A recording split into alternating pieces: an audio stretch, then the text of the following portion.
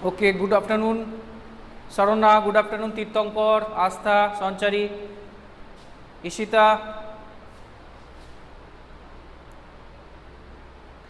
I hope all are you okay and you are reading carefully all the first two chapters for your exam. Okay, so be prepared for the exam. I am fine, Astha. Okay. So, are you ready? So, today I am going to start another subunit from your chapter 3 history. It is from garrison town to empire, the expansion of the Delhi Sultanate. Sarona, you will be notified through the website when the exam will be conducted. Okay, now listen. You know that the Mameluke Sultans or slave dynasty first established their presence in Delhi and surrounding areas. Okay. Now, what happened in the early 13th century? So, in this time Mameluke dynasty at the Mameluke dynasty, they control the Sultanate, but their control was not present outside the Delhi Sultanate,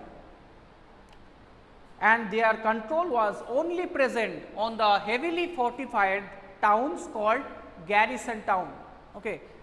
So, now I am drawing the map of the subcontinent at the time.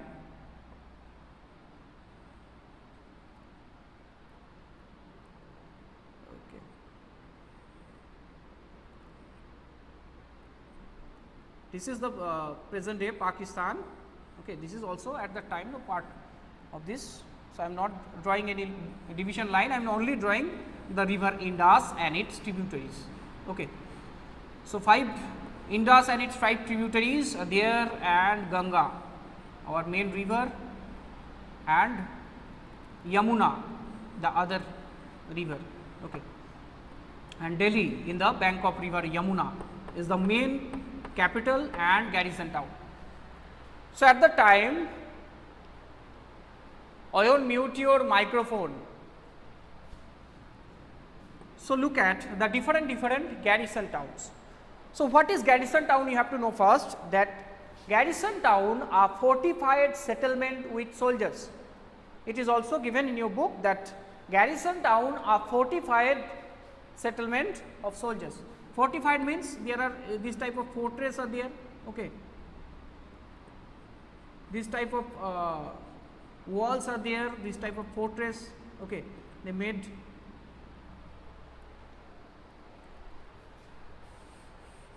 So, these are the fortress town. First one Delhi. Okay. Others Awadh, Banaras, Lucknowti,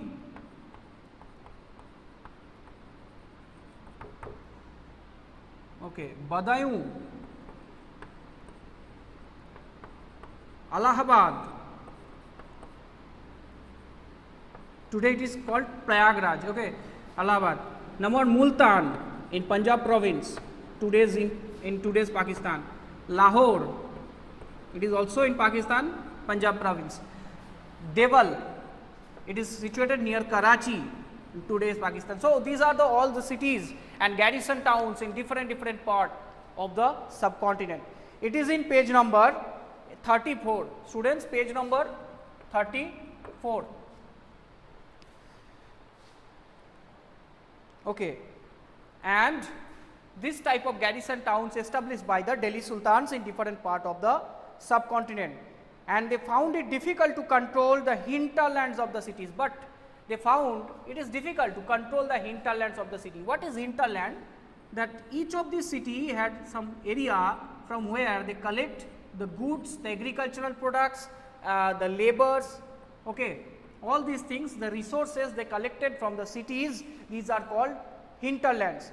So, the land adjacent to the cities or part of the city that supply it with goods and services, it called the garrison, it called the hinterland. Okay, is called the hinterland of the cities, such as the hinterland of the Lakhnauti. Lakhnauti actually previously the capital of Sena dynasty, and it was named Lakshmanabati in the name of Lakshman Sen, and after the they defeated Lakshman Sen when Bakhtiyar Khilji, army general, he invaded Bengal and defeated Lakshman Sen and captured Lakhnauti.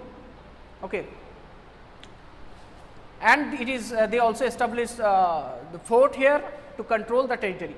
So, the hinterland of Lakhnauti is the entire Bengal. Hinterland, the remote areas of a country away from the sea coast of the power base. No, it is not the remote areas of the country away from the sea coast or the power base. Now, this is not hinterland topic. Hinterland mainly the areas adjacent to the city. This is called hinterland. Today, hinterland means the areas around of port, such as the hinterland of Kolkata port. Kolkata port is a very big port in India, as well as and the hinterland of Kolkata port, it is the entire South Bengal, like Birbhum, Bardhaman, Hooghly, North and 24, South 24 Parganas, Howrah and Midnapur, all these districts. Okay, these are the hinterlands of Kolkata. So, at that time also these are the hinterland of these garrison towns, okay, from where they collected the tribute, or when they plundered some area or some city, the supply after they got from the plunder, as well as the taxes collected on the trade routes. Okay. But what happened? Controlling the garrison town situated in very far from the city of Delhi, it is very difficult for them. Okay. Such as the garrison town of Deval and the Lakhnauti, the Multan, it is very far from the Banaras, also far from the Delhi.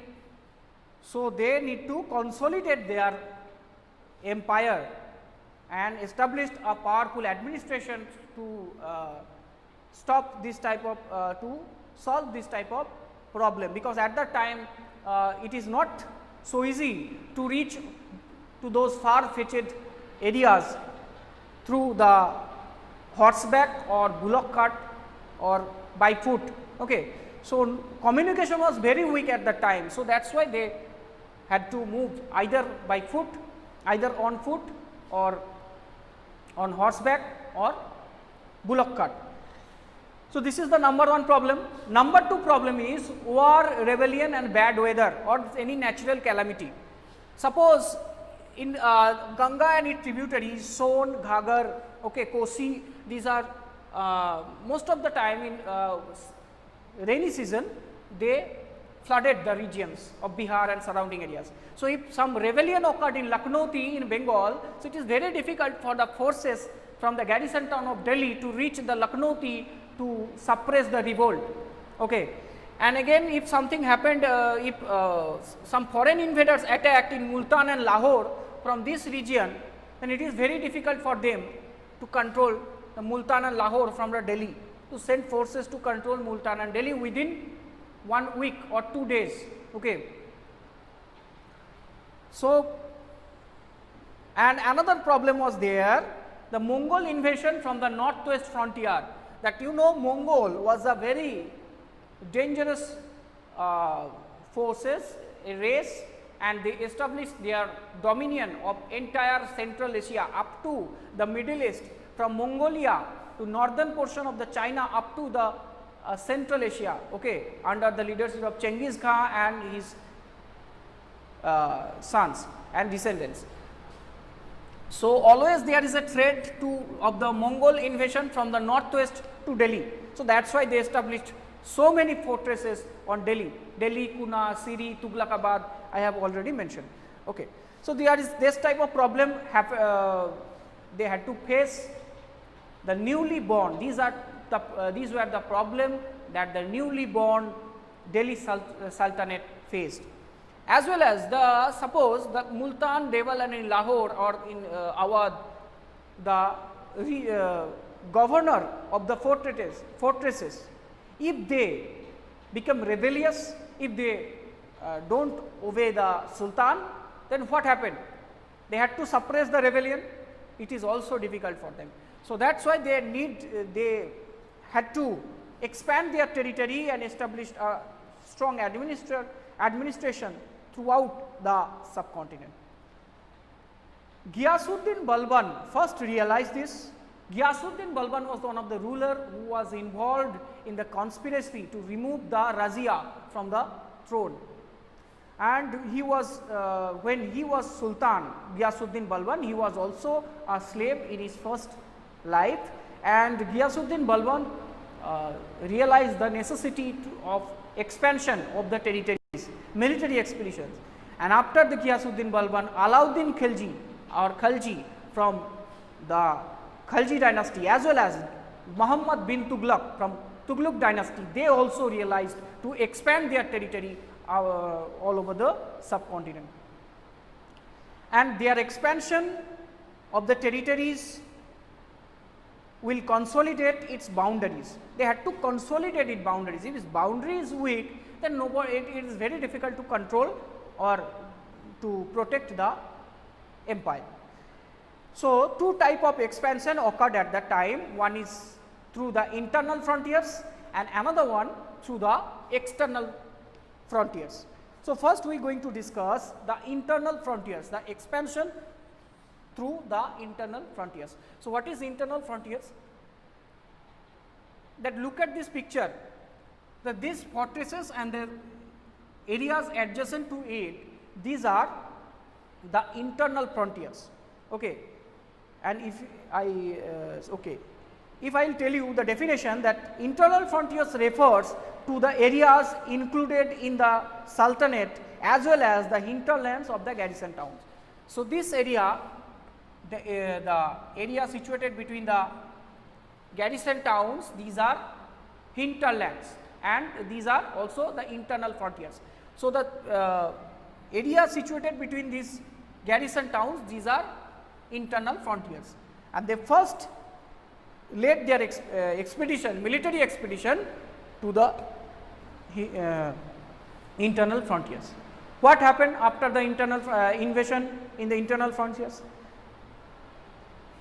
That number one, in this campaign forests were cleared. First of all, they cleared the forest region.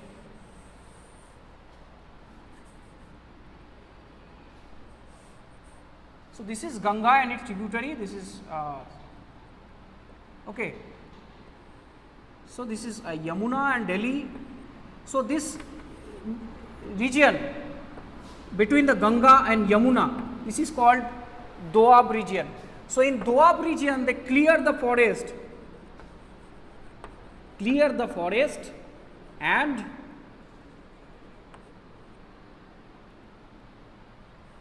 number two, given to the land given to the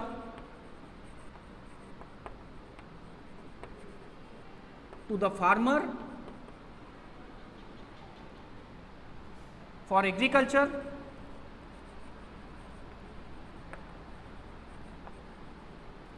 Number three, they just uprooted the forest people,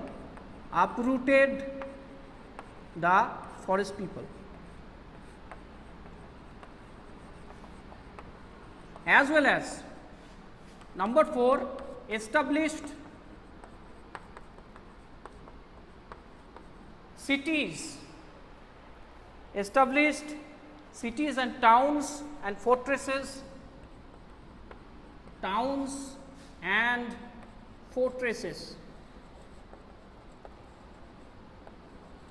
Fortresses means the area, a city surrounded with forts. It is fortresses. Okay. Fortresses actually the plural of fort, and these fort and towns established by them to promote trade, to promote trade, to promote trade and secure the trade routes. So, these are the effects after they invaded these the area between those garrison towns, and they established a lot of cities such as Badaun,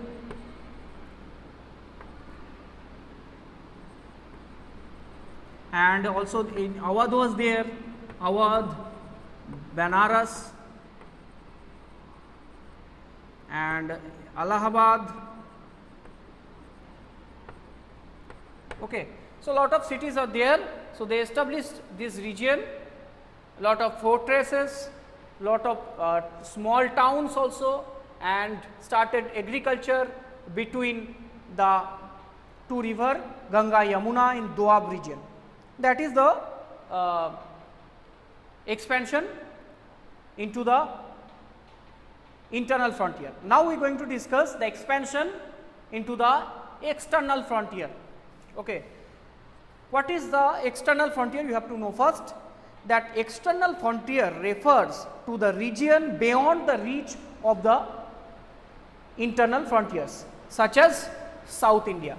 Okay. Now, after finished their expansion through the northern India, they now looked after South India. So, the regions situated beyond the reach of the garrison towns and hinterlands, these are called the external frontiers. So, the second expansion occurred along with the external frontier of the Sultanate, and Alauddin Khilji from the Khilji dynasty, Alauddin Khilji or Khalji started this invasion through the dense forest of Madhya Pradesh, as well as to overcome the natural barriers of Vindhya mountain ranges, okay, and to overcome the Narmada and Tapi river. So, in this way they reached South India to overcome the Vindhya mountains and the two rivers Narmada and Tapti, and annexed the territories one by one. They had defeated Yadavas of Maharashtra, okay, the Kakatiyas of Warangal, and the Hoysala of Karnataka, and the Pandyas of Tamil Nadu. So, those territories were under the domination of the Delhi Sultanate when Alauddin Khilji started his military expansion. And finally, Muhammad bin Tughlaq finished this job. He finished this work of expansion in his time, and their army, when they captured these new territories and cities, they captured also elephants and horses after winning the battle, and they made the people who lost their battle, they made them slaves and sent them to Delhi. As well as they plundered those temples and their royal treasuries and collected huge amount of gold and silver, as well as plunder and compensation. And all these things they sent to Delhi, and actually these are used to establish those fortresses, big palaces, tomb and monuments in North India. Muhammad Tughlaq's army, when marched across the large part of the subcontinent, they not only defeated the armies and captured the cities, they also collected taxes from the region. They established a regional administration, as well as they dispensed justice to the people. Okay. They dispensed justice to them. So, in this way the Delhi Sultanate reached up to the South India, and they established administration. They started establishing an administration there. Okay.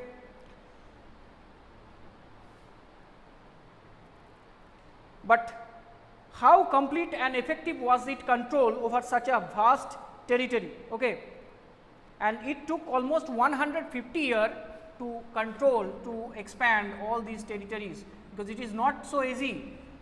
At the when Qutbuddin Aibak established the dynasty, Mameluke dynasty, the Delhi Sultanate was in a very basic stage, but after that the rest of the dynasties and different rulers throughout 150 years complete the journey, complete the struggle to establish it all over the subcontinent.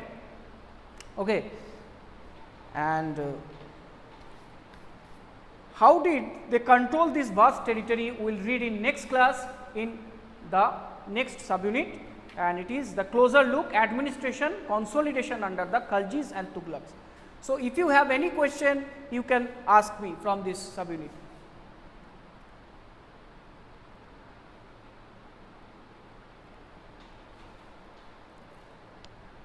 Okay.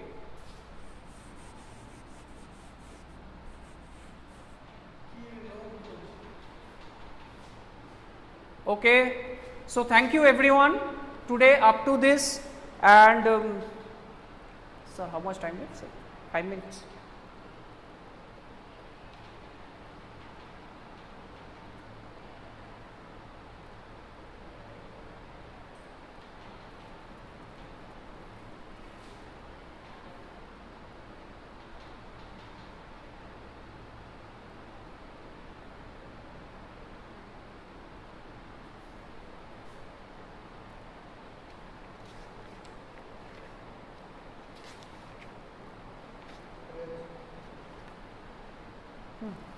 Okay, thank you everyone.